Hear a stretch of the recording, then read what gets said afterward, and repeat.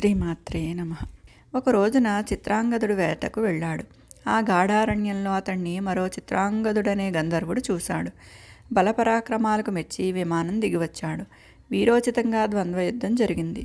కురుక్షేత్రం అనే పేరుతో వ్యవహరింపబడే ఆ అరణ్య ప్రదేశంలో చెలరేగిన ఆ యుద్ధం 3 ఏళ్లు సాగింది. గంధర్వుడు జయించాడు. చిత్రాంగదుడు మరణించాడు.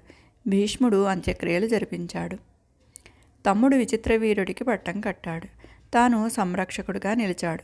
సత్యవతీదేవి మంత్రి గురు ప్రబోధాలతో పుత్రశోకం నుంచి తేరుకుంది.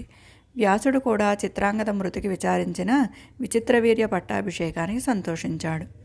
క్రమక్రమంగా విచిత్రవీర్యుడు యవ్వనంలో అడుగుపెట్టాడు. అతడికి వివాహం చేయాలని గాంగేయుడు భావించాడు. సరిగ్గా అదే సమయానికి కాశీరాజు తన కూతుళ్ళు 3కి స్వయంవరం ప్రకటించాడు. దేశ దేశాల నుంచి మహారాజులు ఎంతోమంది వచ్చారు. గాంగేయుడు ఒంటరిగా వెళ్ళి వారందరినీ చీల్చి చెండాడి రాచకన్యలను 3ని తీసుకువచ్చాడు. 3ని తల్లి, సోదరి, కూతురులాగా మన్నించాడు.